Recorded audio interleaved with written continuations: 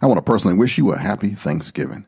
This week I got a conversation with Ambrose Jones III, a comedian who tells me that, this is what he said.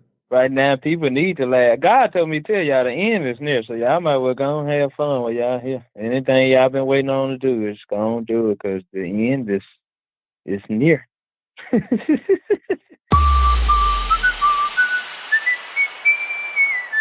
You have found me in this great Sargasso sea of the internet. Welcome, my friend, to the fun, family, and pet-friendly podcast where I share knowledge, humor, interviews, and wisdom with movie reviews, pop culture references, and things of interest to those who live in and around the nation's capital and beyond.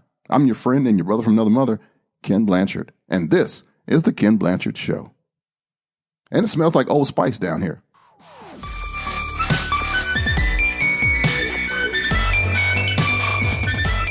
Thanksgiving. I don't know how your holidays is, but I've gone through a couple of different iterations.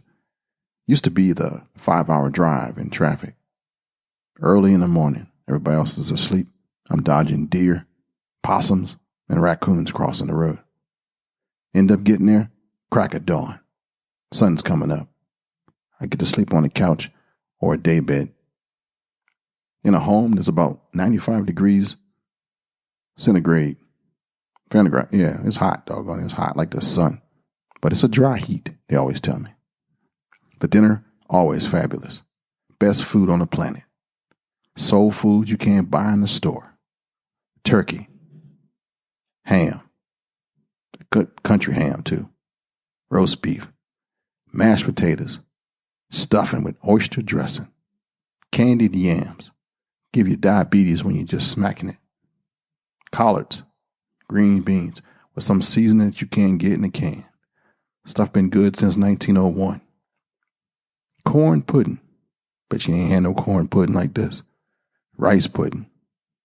Tossed salad even there if you're bougie. Devil eggs with some red stuff on top. On that yellow stuff. Don't eat too much or you have gas like a bull elephant. Shiny carrots. I don't know what's is sugar or shellac, but them carrots are good. Sauteed broccoli, stewed onions, 3-cheese macaroni and cheese. Stuff will stick to your heart like a big woman in love. Sweet potato pie for dessert and apple pie. They even got a couple of things of ice cream, but nobody ever makes it to that. Then folks start dropping by, drinking liquor, watching movies. Christmas movies come out like, what's that movie comes out? It's always too early for me. Oh yeah, It's a Wonderful Life. How about Miracle on 54th Street or Avenue or something like that? And then there's The Grinch That Stole Christmas. Way too early. But every Who down in Whoville liked Christmas a lot. But the Grinch who lived just north of Whoville did not. The Grinch hated Christmas the whole Christmas season. Now please don't ask why. No one quite knows the reason. It could be, perhaps, that his shoes were too tight. It could be his head wasn't screwed on just right. But I think that the most likely reason of all may have been that his heart was 2 sizes too small. Yeah, you know that one. Then we watch some football. I don't even like football, really. I'll tell you why some other day. But my family is usually watching one of 2 games. Whoever's playing Washington and whoever's playing the New York teams. Let me know what your favorite things of Thanksgiving are. In the show notes on Facebook, send me an email to Kenn. That's kenn.blanchard@gmail.com. And just give me a shout out. If you like the show, please leave me a review on iTunes. I know I got 4 of them now, but this one is pretty new, and I would love to get some feedback and let it grow. So if you like the Kenn Blanchard Show, hook a brother up, please. All right, now here's a guy I met at Virginia Beach many, many years ago, and I call him my friend. His name is Ambrose Jones III, and here we go. Actually, I like this dude a lot. I might have to give him some Old Spice for Christmas. All right, this week I got a special treat. It's the weekend of Thanksgiving holidays and family, and everybody's getting together. I'm hoping that you get a chance to listen to the show and sit back in between your travels. And I got somebody that I really appreciate. I met him a few years back. My wife and I were in Virginia Beach at a comedy club. And we're doing the couples dating thing, and we said, let's go into the comedy club and let's check out, see who's there. And we ran into a guy by the name of Ambrose Jones III. And that's right. We liked that guy better than anybody that was there. And I think he wasn't even the headliner yet. And we still talk about it. We go, I don't know who that main guy was, but Ambrose was the bomb. She was like, yup. So ever since then, I've been claiming him as like my friend, like we like been going to school together or something. So, so every once in a while, she go, "How your boy doing?" I was like, "I don't know. I'm following him on Instagram. I'm following him here. He's still doing it." So Ambrose, welcome to the show, man. Thank you, man. Thank you. I mean, I really appreciate you taking a moment out so that I can share with my friend, my pretend friend that I've known since like maybe 3 years ago. That's right. Now your followers can believe you now. Hey, you know him for real. Man, when you was on TV, I was shouting like I was in the audience. My wife was like, you don't even know that dude. I was like, yes, we do. We know him. So I had my fanboy moments too, man. So I'm happy for you. Man, you've been struggling. You've been doing this thing. Man, I've been rolling ever since the TV 2015. And so now it's about time to get back on TV so people can, some more people can see me. But I've been on the road ever since, man. Just I know. That's really good, man. Comedy ain't easy, dude. Man, it's probably by far the hardest job I have had. No, being a father is the hardest I had. And then comedy is next. It's easy, but the hard part is getting booked, man. Like you can be at home and be funny all you want, but gotta get booked somewhere. I heard that. Mm-hmm.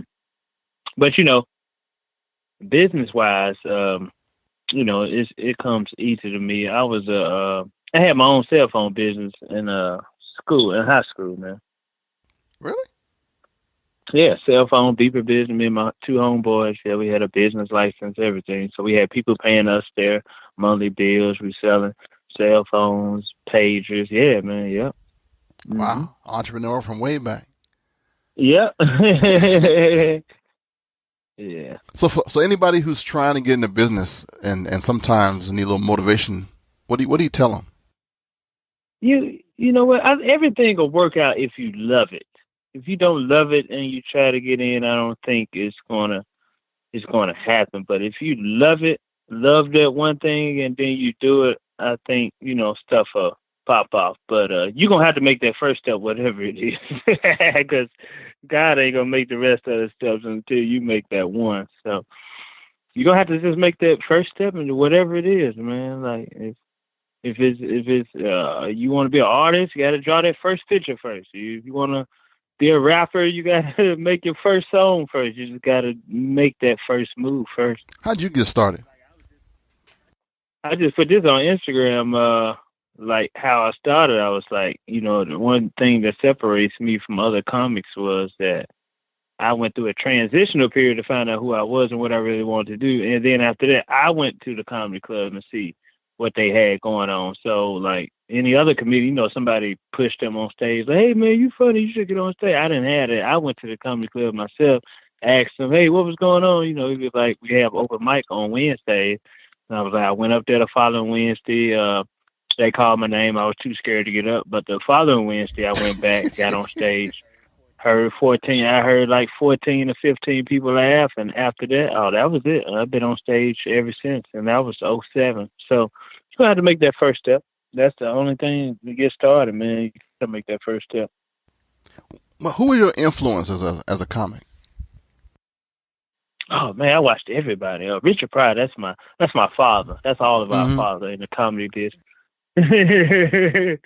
Richard Pryor, so personal. I think that's why I can relate to a lot of people because I try to keep it personal and what you're going through, other people can relate to it. But I love everybody. Seinfeld, Ellen. Ellen's funny, man. Ellen's funny, man. She coming out with a new Netflix special on soon too. But Seinfeld, like Bernie Mac, I like Dave Chappelle, and so I watched everything. But Richard Pryor was my go-to dude. I watched pretty much everything he got out. When I watch it, I'm looking at something different. When you watching it, what you looking for? When I watch it, well, first of all, I'm watching it to laugh because I like to laugh, and then I'm just really just watching. When I watch Richard Pryor, watching him be him, watching how comfortable he is being himself. And that's what I wanted to be when I was on stage, just to be me. I didn't want to have no act. I would just wanted to be myself. Oh yeah, and you do that. That comes through, man, really, really well. Yeah, because I think that's how you can relate to other folks. If you be yourself, it allows other people to just relax and, oh man, I can be myself. You know what I mean? It ain't no. I know. Some people.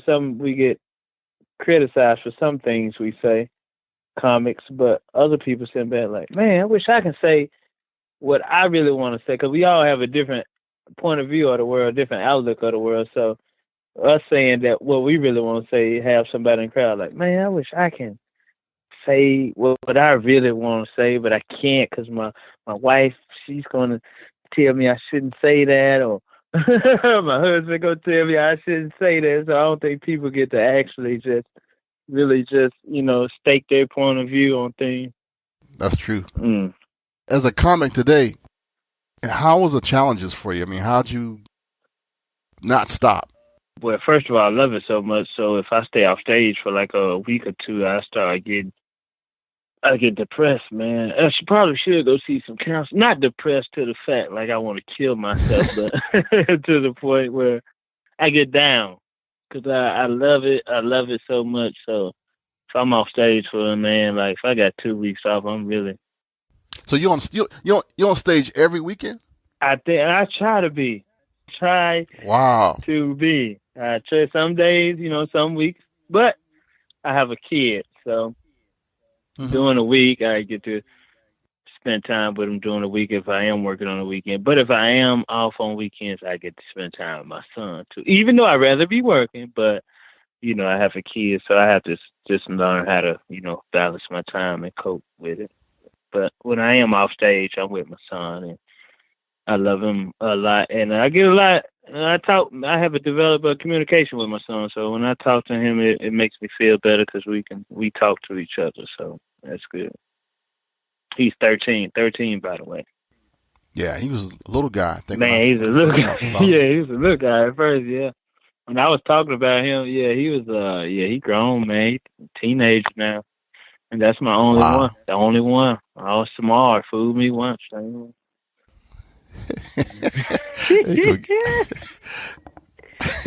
I got a new joke. Kenneth, I got a new joke where it said I did my own vasectomy. I looked on YouTube and found out how to do my own vasectomy. I ain't having no more. Yeah. So you still out of Memphis? I'm still based out of Memphis, and till he get a little older, I'll relocate. But yeah, I'm still based out of here, man. Is that a good spot for a comic or no? No. It does. I could be farther along if I was to been left or went to L.A. or New York. But yeah, as far as next year, because I'm a real comedian, man, and I love the New York comedy grind, and yeah, that's my next move is, man, New York. Oh, okay. And yeah, so that's where all the managers and the agents, they still go out to comedy clubs and scout talent. So that's not happening in Memphis or Mississippi. You got to go, to either L.A. or New York, or preferably in New York. L.A. is more of acting, not too much comedy going on there. But New York, man, you probably can do about 5, 6, 7 spots a night once you get into the groove of things up there and network. Yeah. Got to get you to New York then, man. Oh yeah, got to get to New York. Yes, sir. That's close to you too. Where you at? I'm in D.C. Oh, yeah, that's right. How far is it from New York? 6 hours. 4? 6 hours? Oh man, shit. I got a basement to stay in. Yeah, you do. Yeah, you do. You get the train. You get the train, man. Get there in 3. I got a mini house. I got a mini basement. I can know y'all got a spare basement that's cold, unoccupied. Yeah, we make your family. We have you in this joint. a cold basement that got a whole bunch of old nothing in it. So, what's your next gig? Where you gonna be at next? Man, I got a show in Horseshoe Casino in Tunica, Mississippi with the Gary Owen and Funny Man, Jermaine Jackson. It's a benefit show that we always do once a year. It's for cancer, support cancer people with cancer. So this guy named Nate, he works with Gossett Motor Cars. So he always putting the show on. And D'Angelo Williams, former NFL player, he's in it too, along with Nate.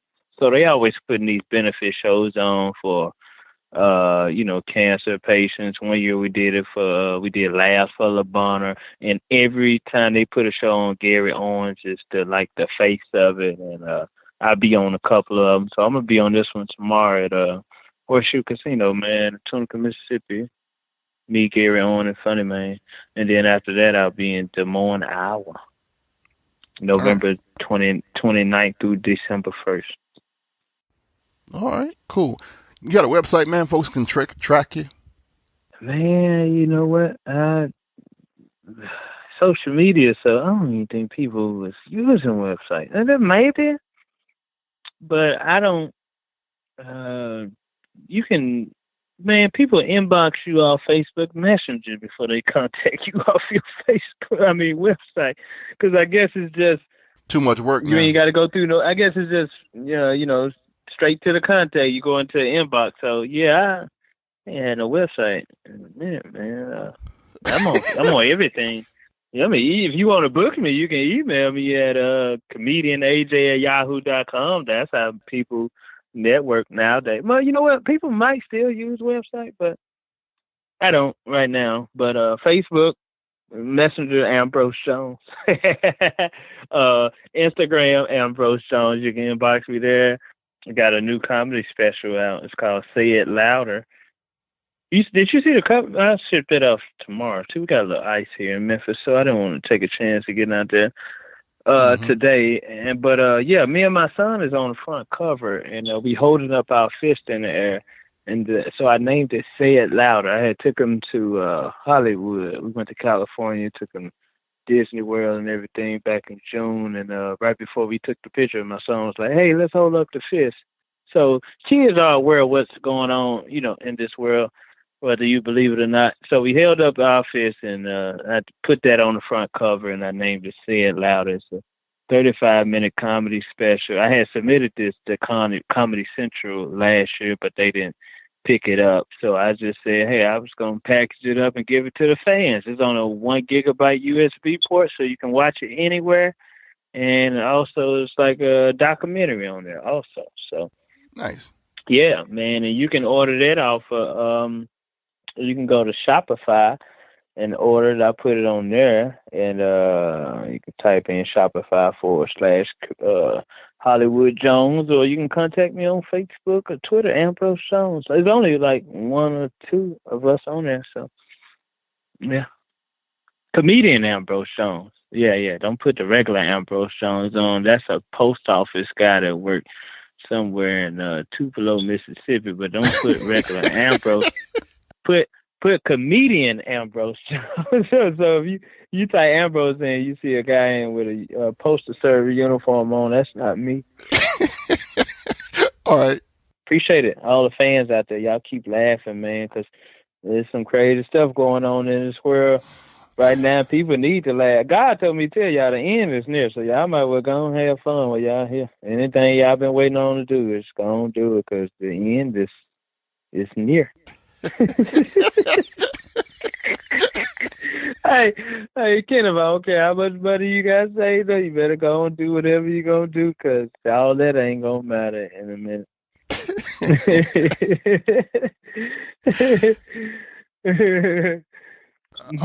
Why we laughing? Are we in it too?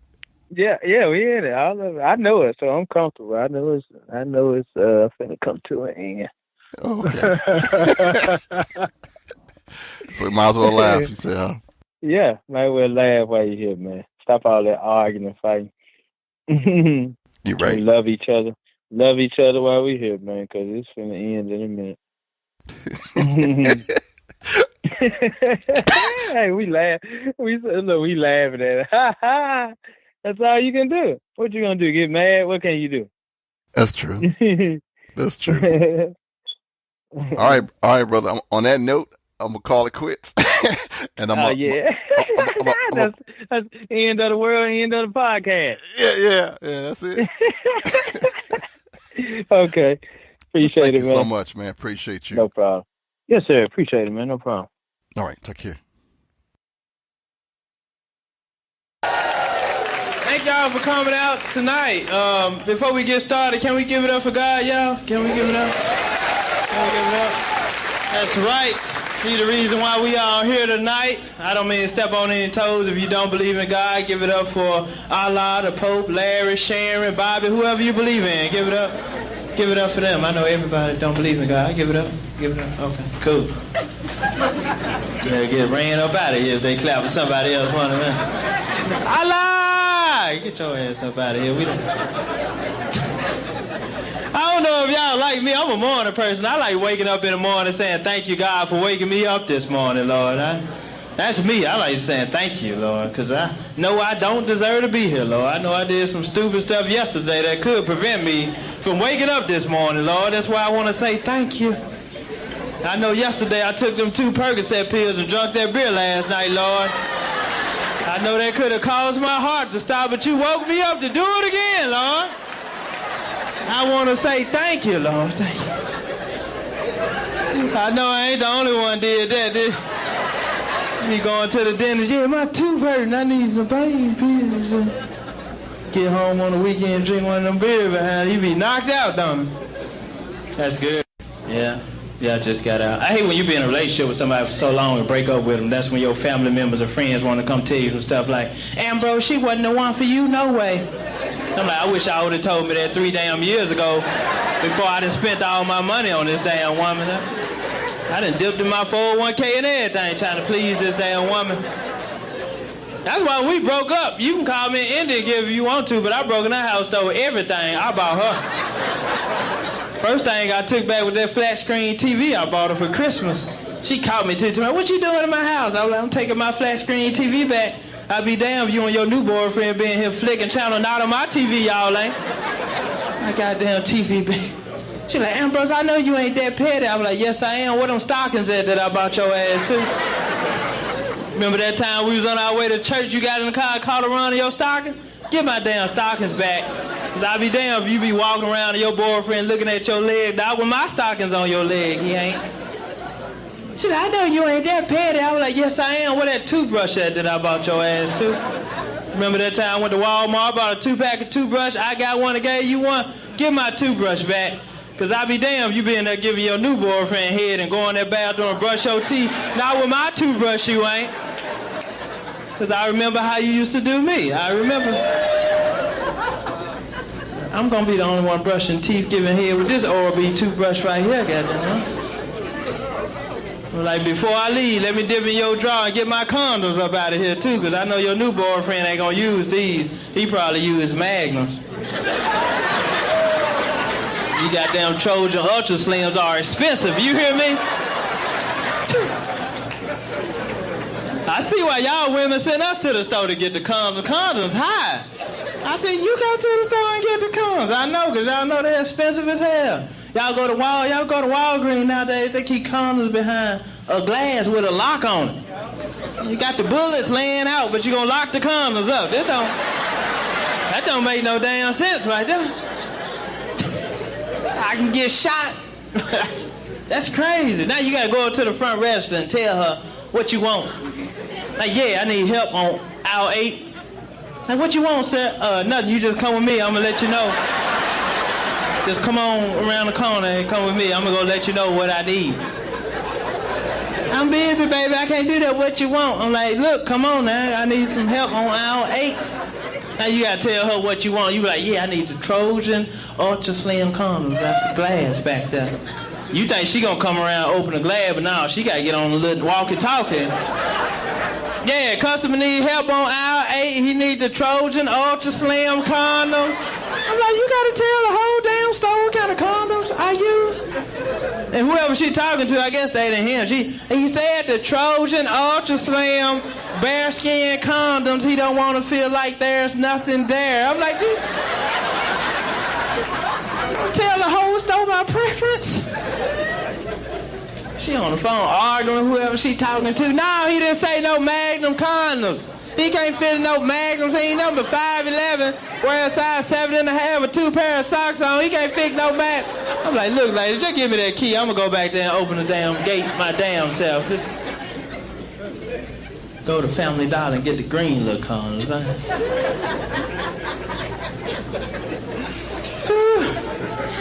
Y'all make sure y'all, wrap it up, stuff like that, How many people got kids out here? Make some noise. Got kids. That's a stale clap. If you can't give it up for your kids, give it up for the earned income credit you get from them. Give it up for that extra money coming in. Black folk know we be making some plan with that income tax money, don't you? Like, yeah, when that money come in, you gonna take your half, put half on the rent, pay the rent up for 6 months, take my half, put the car note up, and I'm put some in the bank. Shit, Marge get here, both of y'all ass broke as hell, don't you? You ain't got nothing but a John Legend CD to show for it. Like, what the hell did we buy with all that damn money? I was on the radio. DJ gonna say, just tell everybody, why they should come out and see y'all tonight. She was talking to me and Junior. I was like, well, my reason was I hope everybody come out and pack the house out so I can get paid, so I can pay these title loan people off, so I can get my title back for my car. She gonna look at me and say, I wouldn't have said that on the radio. Well, you ain't gonna do this. I am. So I know damn well if I miss the payment on this damn title loan, they come to get that damn car. I did it before. You ever got a title loan? You ain't never did? Okay, well, forget you then, man. You find somebody struggling with me. How many people got a title loan before? Bro, right here, leaning on stage. You tired? You got a title loan? What about you right here? I ain't even got no car. I ain't the hell I'm gonna do. Gotta have a title to get a title loan. I ain't even...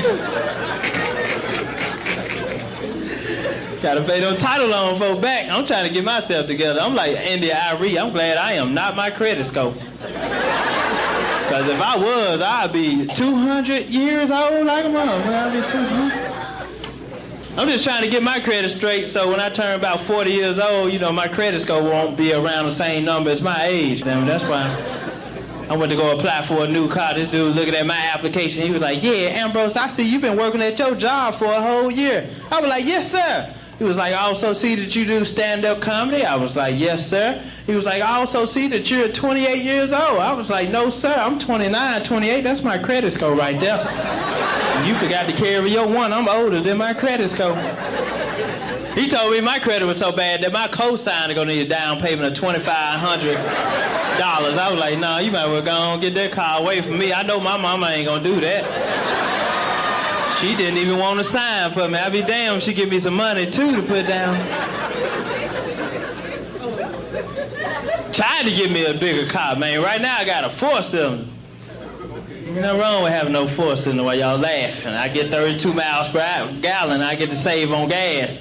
The only disadvantage is when I'm on the expressway doing over 60 miles per hour, I can't hear my radio no more. You on the expressway in a 4-cylinder doing over 60 miles per hour, all you gonna hear is, sound like your motor about to come up out the hood, don't it? I was on my way here doing about 65. This dude passed me in a motorcycle like, damn, your car loud.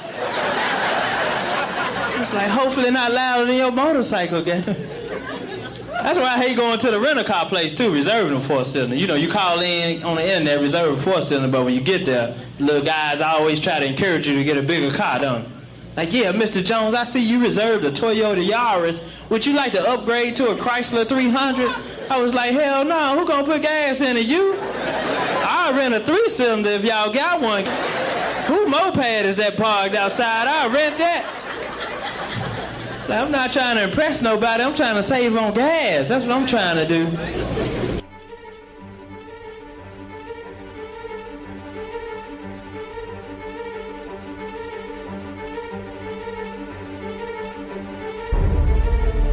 All right, you know the sound of that music, that means it's the Walking Dead time. And this is a spoiler alert. If you're listening to this, I'm going to tell you what happened in the episode known as Stradivarius. It's the second to the last episode before this season ends in 2018. And this week on The Walking Dead, it picks up near the end of last week's episode with Rosita wandering alone and wounded through the woods after she and Eugene narrowly escape the group's first encounter with the Whisperers. She struggles to find her way before eventually passing out. Elsewhere, Carol and Henry made their way to Daryl's spot, and Daryl lives a solitary existence out there in the wilderness with a dog that he affectionately refers to as, wait for it, Dog. Carol asked Daryl to come with them to Hilltop in order to look out for her son, but Daryl is content to let the boy figure out things on his own, Daryl style. Out on the road, Michonne leads a new group, the new people, Magna, Luke, Connie, Kelly, and Yumiko, to Hilltop, along with a couple of others from Alexandria, Sadiq the doctor, and DJ. But along the way, Yumiko tells Michonne and Sadiq about Bernie, a dude wearing a loud paisley shirt that was so loud that it hurt. And Magna really couldn't stand the dude, but they loved him after a while, you know, how it gets when people hang with you. She says, yeah, like family. Yumiko then asks Michonne about Hilltop, with Michonne revealing she has not been there in some time. Then, in our first view of Hilltop since the time jump, the community is thriving. The fields are growing food and everything looking pretty good up on Hilltop. Tara oversees the day-to-day details, but Jesus is now the duly elected leader, a role which he is not real comfortable with. He's always like the good number 2 guy. And Jesus reveals that he took over only after Maggie departed and went to stay with Georgie. So they kind of like let you know about that thing with Maggie disappearing right here. Before Michonne and the others reach Hilltop, they return to the new group's former camp so they can retrieve their belongings. But they find, however, that the Walker herd has chased them off and nearly destroyed everything. Michonne decides to round up all the group's remaining weapons before telling them that she will not be going with them all the way to Hilltop. She can't go there. I guess she's still hating on Negan and whatever. Elsewhere, Jesus rides alone on his horse when he's ambushed by Aaron. And it's kind of like a Pink Panther thing with Kato. He turns out that the two have been meeting in secret for martial arts training, despite the current frosty relationship between Hilltop and Alexandria. After they fight, they talk about several things, including the importance of the fair mentioned in the last couple of episodes. I don't get it. What's the big deal? But in the distance, they see a flare, and when they investigate, they find a barely conscious Rosita who tells them that Eugene was injured and she hid him in a nearby barn. She is too weak to remember exactly where, but the walkers were coming, so they take her and go. Back at Daryl's camp, Daryl prepares his guests a dinner of a roasted black snake while Carol takes the opportunity to cut Daryl's hair. And in that time, Daryl says that he's been in the wilderness looking for someone, presumably Rick, and so they never found a body. Later that night, Henry follows Daryl out into the woods. Daryl catches him, but then sees that his dog is stuck out in one of Daryl's traps with a whole bunch of walkers surrounding it. So Daryl goes in to save his dog and tells Henry to stay put. But Daryl almost dies before Henry intervenes at the last minute. And then it turns out that Carol has been watching the whole time from the distance with her bow. So it was kind of cool. Can't mess with the G, man. Carol is a gangster. Later that night, Daryl and Henry sit by the campfire, and Daryl thanks Henry for his help and explains that most of his traps are really just there to keep out walkers, and that there have been more than a whole bunch lately. So he's trying to be like a good big brother for him right then. Henry chastises Daryl for being so hard to find when his mother speaks so highly of him. Michonne and the others have taken shelter for the night. While the others sleep, Michonne gets up and draws her sword. She encounters Luke fiddling with something. Fearing it might be a weapon, Michonne attacks as Luke turns. It turns out to be he's holding a rare Stradivarius violin, which the episode is named after, which Michonne has now cut in half with her katana. Luke explains where he got his instrument and that he believes music will help humanity survive. I got a Eugene vibe from that dude, so I don't know whether he's going to survive or not. Back at Hilltop, Jesus reveals he has been seeing Aaron, They inevitably argue about Jesus' role in the community, with Tara telling him he needs to step up for the good of everyone. She tells him that she will search for Eugene so they can stay and keep the community together. So are they like going out together now? I don't know about that. The next morning, Sadiq tells Michonne that Maggie has left Hilltop and Jesus is in charge. Before she can process that, walkers attack. Michonne reluctantly allows the new group to have their weapons. Magna gets her knife, and while Yamika has a bow and arrow like Daryl, compound bow, not a crossbow. And Kelly and Connie use wrist rockets, slingshots, which are like no joke. They're like busting these walkers in the head. It's pretty cool. They fight off the walkers, but they recognize one of the walkers is their friend Bernie with the ugly paisley shirt. And Magna breaks down, so Michonne has to put Bernie out of his misery. It's kind of a cool scene. They continue their ride to Hilltop with Sadiq saying Maggie went with Georgie to help establish a new community. They encounter 2 riders from Hilltop who are on their way to Alexandria to tell them about Rosita. Michonne decides to continue on the Hilltop now, riding ahead of the rest of the group. The final scene is just like a Western. Daryl decides to ride with Carol and Henry to Hilltop, but their welcome is short-lived, though, as Aaron asks Daryl for his help in searching for Eugene. Daryl agrees, and Jesus tells Tara he must go as well. She agrees, saying she will watch over things while he's gone. So you see Daryl, Aaron, and Jesus ride out together on horses. Daryl's got his bike, of course, but his dog is in the front, hauling tail down the street. It's kind of cool scene. And that's how it ends for this week's episode. The Kenn Blanchard Show is sponsored by Blanchard.media, which also has been producing the Black Man with a Gun Show podcast since 2007, and the new Speak Life podcast, the official podcast of Speak Life Church Incorporated. If you are interested in advertising on this podcast, contact me at Kenn, kenn.blanchard@gmail.com. All right, that's it for this week. Thank you for joining me, and I look forward to talking to you again next week.